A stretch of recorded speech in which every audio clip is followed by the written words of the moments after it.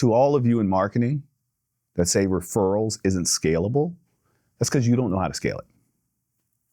Okay? And I know there's some of you that believe that, and that's okay. You don't know how to scale it. I do. And all the advisors who come to me for help learn how to do it as well. And scale is it's about having a system and not allowing a bad day. The football analogy, just because you lose a game doesn't mean the season's over. Just because you fumble the ball doesn't mean your career's over. No, you get up and you play again. The same thing with the referral. If you put a process in place, and of course you got to tweak it, like, we can't run it to the right anymore. I shouldn't be using so many sports analogies, but I'm with the sports guy here, but we're not going to be able to go to the right. We're going to have to go outside sweep. Right. Oh, wait, that worked. But if you have the system and you continue to tweak that system, over time you'll find what works and what doesn't. And soon you'll find what works 95% of the time. Yeah. And you just keep running that system over and over and over again.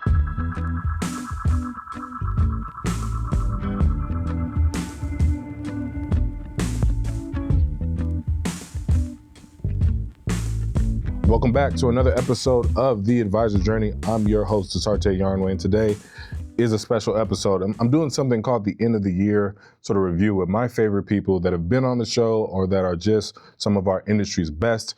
And today we have Yohance Harrison. Yohance, how you doing? I'm good, brother. How you doing? It's so great to see you. Man, good to see you. Man, you were telling me before we started rolling the cameras that you would school me in basketball, and we got to make this a thing so the rest of the financial industry can watch this game. So maybe at Future Proof next year, give me some months. I might need it too, so I feel you. Give me some months to prepare my left hand. Okay. So it's at least a bit of a competition and not a full blowout. Okay. Well, all I'll say is what I said offline. Just stay outside the arc. Okay. Okay. I got you. Well, I want you to introduce yourself to some of the advisors that are watching now. You have been on the podcast before, but in case they haven't seen that episode, why don't you go ahead and introduce who you are and what you do? Yohance Harrison. I am the CEO and founder of MoneyScript Wealth Management. I've been in financial services for 25 years now, quarter of a century. Specialize in working with young physicians, particularly ER doctors, and run a practice out of Dallas, Texas. I have a wife, 2 kids, one grown, one 8. I am also now a soccer coach. Nice. By the way, I played soccer when I was 6. So I'm learning the game of soccer again. So this has been fun.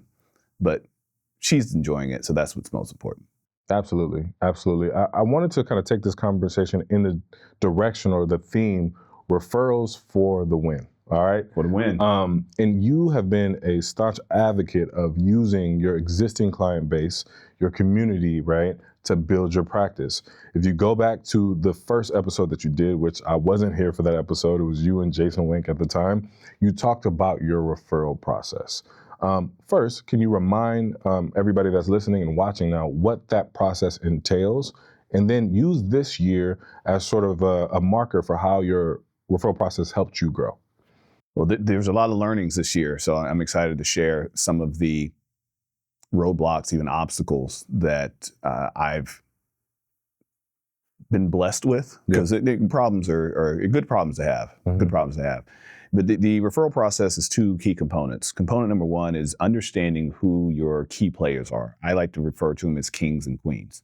So who are the individuals, the clients that I work with that enjoy working with me, enjoy telling other people that they work with me, are great clients, and just great overall people. And again, I've referred to them as my kings and queens. Once I identified those individuals, I told them that they're my kings and queens and told them why, and told them that I want to grow my practice by meeting more people like them. And so that was part 1. Part 2 is having a system in place where my team, myself, we're consistently asking new clients and existing clients for referrals and allowing that system to just run without our interruption. And it's an online, it's an email, it's responses, it's a flow through process, but just allowing that to run every single year for the entire practice. Can we dive in really quickly? Mm-hmm. Because I don't think advisors understand like what practically goes into your process, right? So I want to just highlight a couple of things that you said. The title Kings and Queens, right? Yeah. This isn't something that you just have on a board in your office that says, hey, these are my kings and queens, without them knowing, right? Exactly. This is something that you are actively telling them that, hey, I love to work with you. You're somebody that believes in my business, and I want you to share all of that with people that might also need the services or believe in the business as much as you do. Let me give you the secret sauce. Please, Secret sauce please. is not just actively telling them, but telling them publicly. Right. So we have client appreciation events, or I'll go to a client birthday party, or whatever it may be. If I have an opportunity to give a toast or to say anything, I'm going to refer to the individual as one of the kings or queens, referral kings or referral queens in my practice. Right. And typically in the room, I'll be able to point and say, you introduced me to so-and-so, you introduced me to so-and-so. And so it gets the other people looking and say, well, why am I not part of this special king and queen group? And by doing it publicly, I actually started to get queens, and it's usually the women, competing against each other. Went to a wedding with a client, and these two queens were racing to introduce me to the other people at the wedding because they wanted to be able to claim that individual as their referral. But that's what comes from that public display of recognition.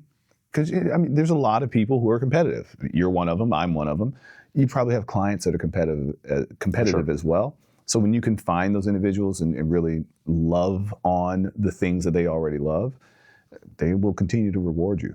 Absolutely. There's a sort of a startup sort of mantra, right, where they say, praise publicly, shame or critique privately. Yes. And I think this plays on sort of the behavioral or psychological part of finance that sometimes advisors aren't necessarily going there with their clients, right? They're like, hey, I have this process, it's black and white, and we're going to do it this way. But you have to remember that these are humans. Exactly. Yes, these are humans. Yes, you're correct. And you have to, play to the human nature of people to want to inspire, motivate them to be a working part of your business growth. Yes, and thanking them.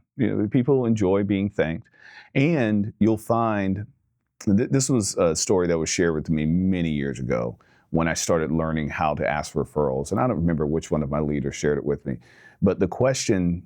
I actually do remember. It was Ray Kelly. Ray Kelly shared with me. He said he's a behavioral financial leader or behavioral finance leader in the industry. He said, and he did this publicly, in a room full of people. It was clients and prospects. And he said, how many people in the room enjoy helping people? And most of the hands went up. Yeah. And he said, how many people in the room are uncomfortable asking for help? And most of the hands went up as well. It's like, so if you're like me, you enjoy helping people, but you're not as comfortable when it comes time to ask for help. So I'm going to get a little uncomfortable, and it seems like I'm in the right room. I'd like to ask for your help. We want to grow the number of clients or advisors, whatever. I believe he actually did an advisor meeting. We want to grow the number of advisors that we have in this office. So we'd like to talk to some of you in the room about who you can introduce us to that would like to explore the financial planning career.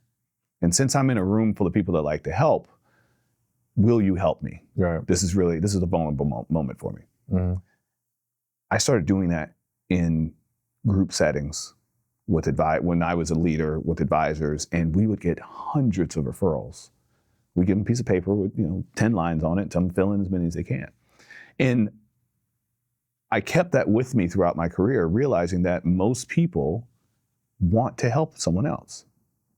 And especially if I'm going to attract people that are like me, I enjoy helping people. That's why I'm a financial planner. I get a thrill from helping people solve their financial goals, solve for their financial planning needs. So when I say, I'll tell clients, look, I need to get uncomfortable with you a little bit. Are you okay with helping people? Can I ask you for some help? And they say, yes, whatever you need. And then I can follow it up with whatever I want. I did that with, I think I told the story on the first podcast, how I got into the physician network is I went and sat down with my one physician. Well, I think, she was my only emergency physician client at the time. And I said, I need to ask you for some help. And we're sitting at a breakfast table and she said, anything you need. I said, I want to work with more ER doctors. What would be your advice? How should I find more ER doctors to work with? And her response was, what are you doing on Saturday? Like, I didn't have an answer. I was like, I don't know. She said, well, you're coming to this breakfast with me. Yeah. It's a women in medicine breakfast. Bring your wife. It's at the W Hotel. Dress up. I'll have you say 15 minutes or something. You'll speak. And that all came from me just being vulnerable and just saying, hey, will you help me? So that's the king and queens part of it. But to get back to your earlier question about the process, which camera do I need to look at here? I want to look that one right here, that one. To all of you in marketing that say referrals isn't scalable, that's because you don't know how to scale it. Okay, and I know there's some of you that believe that, and that's okay. You don't know how to scale it. I do, and all the advisors who come to me for help learn how to do it as well. And scale is it's about having a system and not allowing a bad day. The football analogy, just because you lose a game doesn't mean the season's over. Just because you fumble the ball doesn't mean your career's over. No, you get up and you play again. The same thing with the referral. If you put a process in place, and of course you got to tweak it, like, we can't run it to the right anymore. I shouldn't be using so many sports analogies, but I'm with the sports guy here, but we're not going to be able to go to the right. We're going to have to go outside sweep. Right. Oh, wait, that worked. But if you have the system and you continue to tweak that system, over time you'll find what works and what doesn't. And soon you'll find what works 95% of the time. Yeah. And you just keep running that system over and over and over again. So what happened this year, actually towards the end of last year, the system was working too good. You told me that. Well, first and foremost, I think we need to talk to advisors in terms of vulnerability. It doesn't work without vulnerability. True. It doesn't work without vulnerability. And I think that's the big key. Some advisors think that they have a hero complex. When somebody comes and schedules a meeting on their calendar, your job is to say, I am the guy or the gal that can fix all of your problems, right? First, the client is their own hero, right? And they've come to you so you can help them manifest their dreams and their aspirations and their financial goals. So number one, that's the right way to look at it. The second thing is they can help us as much as we can help them. And I think by being vulnerable, you unlock this two-way street that is the advisor-client relationship that is actually scalable because you're being vulnerable, right? And oftentimes there's only a one-way street because advisors are looking at the relationship the wrong way, right? So I just want to highlight that really quick. But it doesn't work without a system. Tell us about that system. So my system involves a email that gets sent to the client after one of our key meetings. So the key meeting, maybe if you're a brand new client, I'm going to meet with you a few times, collect some data, do an analysis, and I'm going to present your advice to you. Once that meeting happens, you're going to get an email that thanks you for the relationship, that gets a little vulnerable and says, hey, we're building something special here, and we'd like to enroll or enlist you into assisting us into building something. And we'd like you to introduce us to someone that is interested in doing some financial planning. And every single client gets that email at least once a year. Now, not every client responds, but when they do respond, we ask that they send whoever they're introducing us to, that they send an email to that person and just copy us on it. From there, my assistant picks that name up, puts it into our CRM, and runs a client relationship model, and runs a process of inviting them into a meeting or to have a discovery session. Right. We'll invite them 3 times. On the 3rd time, if they haven't responded, we reach back out to the person that referred. We say, hey, Desarte, you introduced us to Matt. We haven't heard from Matt yet. Maybe he's not interested. I don't know the exact numbers on this, but a high percentage of the time when that email goes out, the next email that I get is the one that says Matt scheduled. Because you call Matt, you say, Matt, bro, don't waste my advisor's time. You either want to meet with him or you don't. Right. Or we'll get the email that, you know what, I just found out it's not a good time for Matt. And when you call me, when the client calls or says that it's not a good time for that person, now, unfortunately and fortunately, a little bit of guilt sets in. And they usually say, I'm going to find you somebody else. I don't ask for someone else. I say, I'm going to find you somebody else. Okay, thank you. And next thing you know, here comes a different referral a couple days later. So after that 3rd attempt, if they still don't respond, they don't respond after the referrer has reached out to them, we just put them in our continuous marketing so you get our email. Right. For your top of mind. We've got close to, last count was about 6,000 people. That is crazy. Just getting emails. Yeah. And every now and then someone pops out of there. And they say, hey, I changed my job. I was referred to you 4 years ago. Actually, we just got one of those calls about a month ago. that says, I was referred to you 8 years ago. I'm like, 8 years? I'm like, wow, I was just started my new firm. Yeah. So this process has been in place for a long time. This process has been in place consistently since 2019. I dabbled with it from about 2015 to 2017, 2018. And again, that was the refining the process. Yeah. But once I had it and I was like, okay, wait, this is working, I just let it run. Right.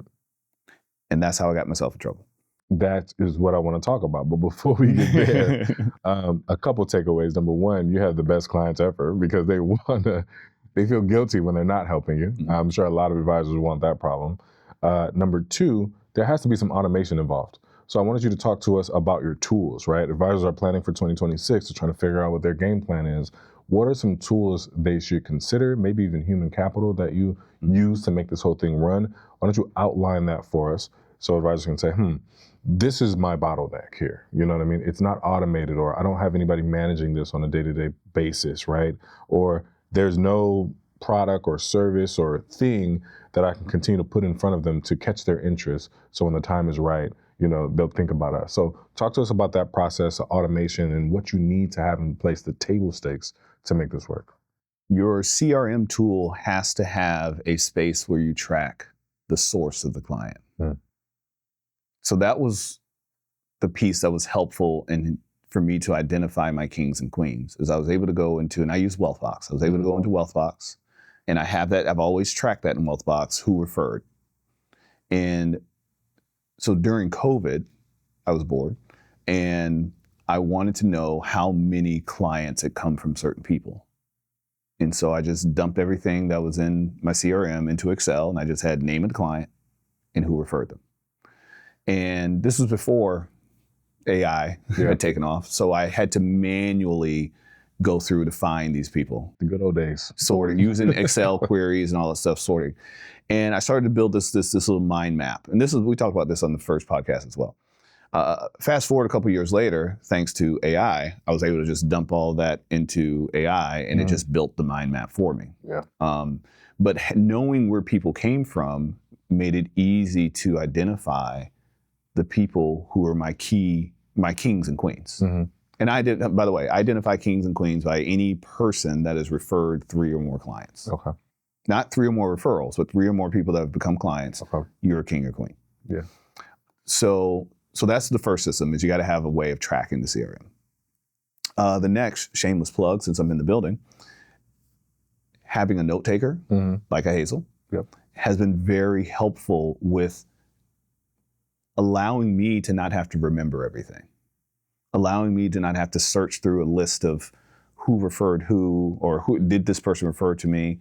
I have a prompt in my meeting prompt, and it says to list any people that Desarte has referred to me over the past 6 months. So if there's a referral that's fallen through the cracks, or someone that maybe the email bounced back, or we didn't get a good phone number, hey, Desarte, thanks for referring me to Matt 3 months ago. We actually haven't been able to get in touch with him. Is this a good email? What do you think? You know what Desarte does in that meeting? Oh, let me text him right now. Can I just put you in a group chat? Sure, go for it. Right. So the other thing that the meeting notes has been able to do is allow me to be more attentive in my client meetings, so that I can be a better listener, so that I can focus on nonverbal cues when they're speaking, because I have the meeting recorder that's capturing all the data. Well, I've told Hazel to find referral opportunities, and I gave an example of a referral opportunity. So if we're having and the referral opportunities typically happen in the first 4 or 5 minutes of the meeting. Yeah. Because that's when you're saying, hey, how was your weekend? And you talk about what you did on your weekend. And also you say, we went camping. Oh, well, you probably didn't go by yourself. Who'd you go with? Yeah.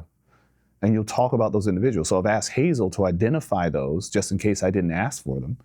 And then I can go tweak my email just slightly that says, instead of, who do you know, you mentioned that you went camping with your cousin. Right. Do you think your cousin would be open to a financial planning conversation? Whereas usually my brain, I would have to remember to write that down. My brain may not capture that because I'm also thinking about the fact that today we're rolling over $1 million. And I want to do the nicety thing with you and say, hey, let's just do this. But I also want to get to, we got to call this 401k company to get this money rolled over. Right. No, makes sense. The CRM is table stakes, as you know, Yeah. right? Obviously, I didn't take great notes early in my career. And I remember some of the partner advisors would be like, you got to take notes because this is your lifeblood, right? You're going to remember the kids' names. You're going to remember these things. That deepens a relationship. Yes. Luckily, I feel like this is an update from that first episode because now we have so much technology that can help us with the things that we might not be so strong at, right? So Hazel, as we talked about it, if you haven't listened to that episode with Go Cool and Fernando on our product team on Hazel specifically, go back and listen to that. But we really talk about that in interacting with client data, investment accounts, portfolio construction. But you make a good case to be like, hey, this is also a information gold mine that can help you tee up your next client. And that's something that I haven't heard before. I just used Hazel a few weeks ago. Older client reached out about their RMD. And in my head, I knew, I was like, they're fine. We've already distributed enough. It's not going to be an issue. But I said, you know what, let me just treat it like any other client and let me allow Hazel to see if there's anything that I'm missing. So I prompt Hazel to prepare me for this meeting. And one of the things that's in my prompt is, again, about referrals, but also ask about personal moments or key moments that are happening in the client's life. Yep. And it brought up that they were having their 50-year wedding anniversary. 50 is a big number. It is. And I was like, wow, 50. Sent a note to my wife, hey, I think we should do something for them. It's their 50th anniversary. She was like, I'm on it. Sent something to her assistant. Next thing you know, this basket shows up at the client's house, happy 50-year anniversary. I get a text message that is a story long. Not only about their anniversary, and thank you so much for the gift, but who they shared it with. Yeah. We were with another couple. It was also their 50-year anniversary. And another couple that's at their 40-year. I don't know about the 50-year, but I think the 40-year might need your help. Is it okay if I refer them to you? And I was like, no, I'm not taking on any new clients right now. But no, absolutely, you can. Absolutely you can, because it's a referral that's coming from you. But had I not allowed my system, my tool, to do its job, because I could have easily just walked into that session saying, you took out 45 grand, you only needed 35, you're fine, there's nothing to worry about. Instead, I allowed my tool to prep me like it would prep for any other meeting. And I would not have remembered. Now, maybe she had brought it up that it was her 50-year anniversary, sure. But I may not have remembered that. And that gift wouldn't have showed up before our meeting. Right. So that's, for me now, CRM, Hazel are my table stakes right now. I love that. One of the things that, as I hear you telling these stories about your clients and the referral process, is that deep relationships are the precursor to referrals, right? You can't jump over the relationship part, You can't. the deepening of the relationship, and skip over to the referral. And I think a lot of, particularly younger advisors, even older advisors that might have credibility, they just jump straight over into the referral when the thing that you have to do is focus and pay attention to the person and deepen that relationship, because those are deposits in the bank. That's compound interest that is happening in that relationship. And when you go to give a referral, they're going to want to cash it out for you, right? To then give you, everything that you poured into them. Does that make sense? We've all heard the saying, people don't care how much you know, they know until they know how much you care. Right. And that goes along with the referral process. And again, that also goes back to utilizing a tool like Hazel so that my hands are free and I'm not trying to capture all these notes, and I know the notes are there, and I do all my meetings on Zoom. Yep. But I can look into their Zoom eyes, focus on what they're saying, ask good follow-up questions, and spend more time on the feelings and the behaviors. I am a behavioral financial advisor, so I'd like to talk about values and how that relates to their goals and their behaviors. But I'm able to have these more caring conversations. I like to remind myself all the time when I'm having these upfront conversations with clients, my favorite question to ask is why? Right. I want to buy a house. Why? Oh, we want to retire when we're 60. Why? We want our kids to go to school. Why? Mm-hmm. And following up with a follow-up why. Well, why is that important now? And what comes from that is not about numbers. And I'm able to get to the conversation about, oh, well, it was very rough for me getting through school and having to take out the loans. And I remember eating ramen noodles and whatever it was. You know, they share those stories, and they say, oh, I don't want my child to have to go through that. And that, again, gets more into the emotional side of things. And then when they can tell that I can fully understand their why, then we can talk about the how and what. Yeah. And what I find most often, that's what clients are referring to. Yeah. They don't refer and say, oh, my advisor got me whatever returns. I have one lucky client this year, super lucky. We bought into the market right after the tariffs came down. What was that, March, April? Yeah. Very aggressive portfolio. I think year to date, they're up like 60 or 70%. I actually went to them and said, hey, when you refer me, do not mention this. Oh, no. That's not why I referred you at all. I was like, okay, I need you to know that I had nothing to do with that. We got lucky. Yeah, that's all luck. But I also wanted to make sure that I set the stage and say, look, don't, that is not why you're going to refer me. And when that individual gave me a referral, the person that came, and we had the conversation afterwards about, I was like, please tell me you didn't tell them about your returns. When they came in, they said, no, you were the first person that actually listened to them. I was like, oh, okay. We can work with this. You're doing something right. Well, I have a why question for you. Okay. Why did the process get you in so much trouble this year? Man. Because you've been mentioning that subtly throughout the course of the episode, but now's the time to tell us why. Why exactly did it get you in trouble? What did you learn? I learned that if you have a system that works, you can get to a point where it works too well. And if you're not doing a better job of preparing who or what you want to get referred to, you'll get referred to everything. Yeah. So I started to notice this in 2023. And so I changed my email to the email that goes out now. It only asks for referrals from people in the medical field. Because most of my clients are in the medical field, but I, of course, have some that aren't. Well, everybody was getting the same email, just who do you know? So I even started asking people that weren't in the medical field to please refer me to people in the medical field, because I needed the number of referrals to slow down.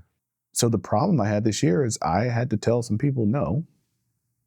I also had a couple of clients that said, I think you're too busy. Ooh, okay. There were a couple of mistakes that were made along the way, and it's just because things were falling through the cracks because there was so much happening. You know, when I'm a solo advisor, I do have a team of 5 staff members, but I'm the only advisor. But when you have 325 households, and when you're bringing on 30 new clients a year, and mind you, I've purged at least 100 households over the last 2 to 3 years. Of just people, you know, that aren't fully engaged, not actively participating in the process, low balances, whatever, not showing up for the meetings, constantly rescheduling, you know, things like, hey, this isn't working out. Right. But even with that, when you're still growing at 30 to 40 new clients a year, I had to tell some people no. Or I had people that say, hey, I can't get on your calendar until, actually right now I'm getting a message, your calendar's not open until February? It's not. So what does an advisor do, right? They've broken their own system. You know what I mean? It worked in a season of growth. In this season of growth, it doesn't, because they might be more specific in terms of the client. They know who their ICP is. You know, their staff is swamped, or they're just moving in a different direction. Like, I guess what is the game plan, or what are you called to do next year, given that you found these learnings this year? Well, the first thing I did is I thought of myself as being on Who Wants to Be a Millionaire, and I said, can I phone a friend? So I called you, actually. I remember that call. And I called you, and there was a couple of thought leaders in the industry that I called and said, yeah, what am I to do? And I really like what you did, because you just turned the question back on me. We're like, well, come on, man. What can you do? I'm like, don't answer my question with a question. But really, what I knew what you were doing is you wanted me to be able to admit to myself that I already know the answer, and you're aware that, you know, as another intelligent individual, I'm really just seeking validation of what I'm thinking through. So you needed to hear it first. You didn't want to give me the answers. You wanted to see if I had them. And so there were choices. Yeah. Choice one is close the doors. Right. The ark is full. I like to help people too much. I can't do that one. Choice two is build another ship. So meaning you need to get another advisor, which as a solo practitioner, I'm finding is easier said than done. I've had Correct. 2 failed attempts at it. Correct. Choice three is raise the qualifications in order to board the ship. Yep. And through our conversation, it became very apparent that I have the right answers, they're just in the wrong order.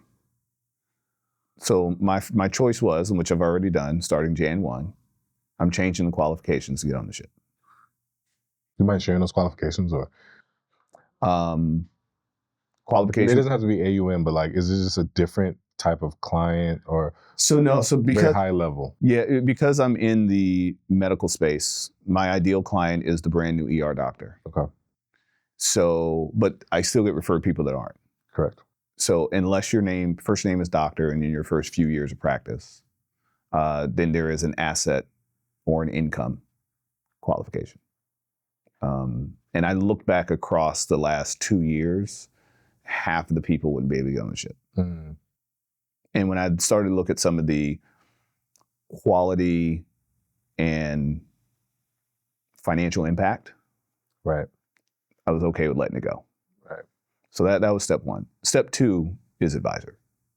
Got to start building another ship. Do you have a number or a household, let's say household number you hit before you say, okay, now's the time? You have now triggered step two.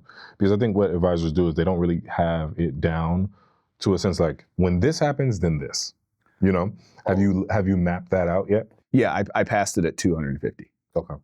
And so now I'm at 325. Wow. So You're already there. I'm past there. Wow.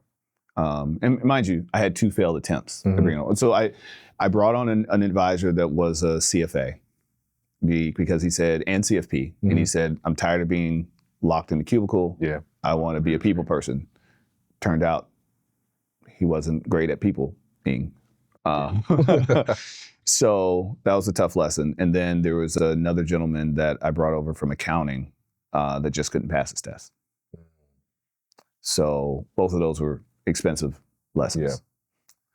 So no, I'm there. So I'm come Jan 1, the post is going out there and it's like, okay, we're looking for an advisor and these are the qualifications we're looking for. Come join the team. Yeah, man, you can do it and you will do it. You've done it before, and Yes. I'm sure you'll do it again. I want you to give some knowledge, some wisdom to the advisors for 2026. Okay. This year has been an incredible year, all right? It's been a high growth year for markets. Lots of that growth is really concentrated in a few names and a few companies. The advisor technology space is ridiculous with new sort of emerging players coming out of nowhere. What I'm trying to say is there are a bunch of distractions on the job, which is getting to that why, as you alluded to, right? So for the advisor that is watching the podcast right now, they're looking at you like, hey, he's built a system that allows his business to scale, and I'm thinking of doing that as well. What's the 1, 2, 3 that they should really pay attention to going into 2026? Number one is your tech stack. Like you said, there's so many distractions out there. If you're not going into 2026 knowing what your tech stack looks like, who the key players are, the roles they play for you, how you're going to leverage them, what you need to get rid of or what you need to add, you're going to spend the first quarter still trying to figure that out. And I'll say this quickly. The biggest struggle for us in the advisor industry in the technology world is there's a game of leapfrog that's happening where every new tech company is leapfrogging the one that made the announcement last week. Right. And it's I don't know if you remember Mad TV, the Stewart character. Look what I can do. They're all doing that. Yep. And if an advisor can't just hone in on, okay, this is what I'm going to rock with, and I'm going to rock with it for at least the next 12, 18, 24 months, because that technology more than likely will also grow. Because again, it's leapfrog. So it'll be their turn to leap everyone else. So number one is you got to have your tech stack down. Number two, this may sound lame, meh, whatever you want to call it. What's your business plan? What is your business plan? How many clients are you going to grow by next year? How many clients are you going to say goodbye to next year? What are your asset targets? What are your growth targets for as far as people are concerned? Revenue target. Do you have a business plan? If you don't have a business plan, you again will spend the first quarter or two of the year spinning your wheels trying to figure out what and why. How do you make your business plan, your game plan for the following year? Are you looking at retroactively at data from 2025 and saying like, okay, we grew at this rate last year. I think we can do that or more in the coming year. Like, what does that look like for you? So I guess you say I'm cheating a little bit because I'm so part of business planning. I'm looking at the past 9 years. Right. So I have all of my, I do a 5-year plan, a 3-year plan, a 1-year plan every year. So I'm looking back at what I did over the last 9 years that I've been independent and saying, okay, based on what's been happening and how many teammates do I, because I'm also looking at revenue per teammate, things of that nature. Right. So I'm using those metrics to figure out what's sustainable as far as growth. But the first thing that goes into my business plan, actually my wife and I are doing this next week, or 2 weeks, excuse me. The first thing that goes into the business plan is what's the personal plan? Right. So personal plan for me next year is if my daughter is not in school, I am not in the office, with the exception of summer, and we could throw summer camp in there. But if the school is closed, so am I. So I'm going in first to pull all those days out of the calendar. So then I know that I'm only working with, call it 175 days a year instead of 250. Right. So I like to start there, personally. But then, yeah, I'm looking at the what I was able to do, what it took out of me to do that, and I'm just trying to stick to my average. I've been growing at 20% a year on average for the past, except for the exception of 2019, 2020. That was 1 year I didn't grow. I was flat, but every other year it's an average about 20%. Yeah, it's such a great business to do it because naturally the assets are going to compound, but organic growth is really the kicker, right? Yeah, it's like, and I always identify mine by clients. How many households am I going to grow by? So we're going to grow by 15, 20, 30, 40. What's the average AUM per household, revenue per household? And that builds my my business plan. No, absolutely. Yeah. Absolutely. So number 2, there's a tech stack, business plan, and the third thing is find a friend. Find a friend. Find a friend. You got to have, in this business, especially if you're independent, we don't have water cooler talks and coffee station talks because there's no one at the coffee station but you. And if you don't have a friend that you can call, that you can, like I did with you, and I said, hey, because I hit you, I was like, hey, man, I just need a minute. I need to just think. I'm going through some things right now. I need to think through this. And you said, Bet, what you got? And you were just there to listen. And I didn't walk away from that conversation with anything revolutionary. Yeah. But I did walk away with someone saying, I'm glad you're thinking about this way. And you also said, hey, you also told me your experience. You're like, hey, this is what I did. This is what I know some other advisors do. You also gave me some names. Have you talked to so-and-so about his system and how they're doing it? Or did you listen to episode number such and such? Right. And I needed those. Actually, you just told me, have you watched all of the advisor journeys? I was like, well, not all. He's like, you need to watch the ones from this year. And I did. So while I'm in the office and I'm just sitting there working away, what's on the TV? Advisor journey. And every now and then, I don't need to watch the whole thing, but every now and then something starts being said. I'm like, oh wait, I need to hear that. Right. Let me rewind that back. Okay, I'm gonna take that into account when I'm doing my business planning because that's solid. That's gold. Next time I will have revolutionary advice for you. Okay, well maybe tell me to listen to all of this year's episodes. And you did say you need to listen to this year's episodes. Like, we had some fire this year. You need to, and you started drawing. And I can't come with the names right now, but you're like, you got to see the one that's coming out this way. And that's what I did. I was like, oh, so that was because again, as an independent, we can find ourselves on an island. And though we're very self-sustained on the island, it's an island. So eventually resources are going to run low. So if you're not bringing somebody else into that island to bring you some more resources, something's going to starve. Yeah. So that was I needed to hear that at the moment. Man, Yohance, it's always a pleasure having you here. I'm glad to be on your island, and I'm glad I'm on yours.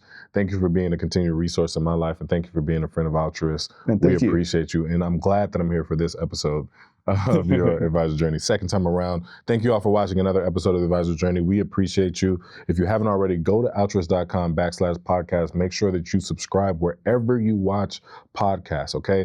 2026 is going to be awesome. Until next time, we'll see you here again soon. Thank you for listening to the Advisor Journey by Altruist. Brokerage-related products and services are provided by Altruist Financial LLC, a member of FINRA/SIPC. Results may vary. Altruist and its affiliates do not provide tax or legal advice.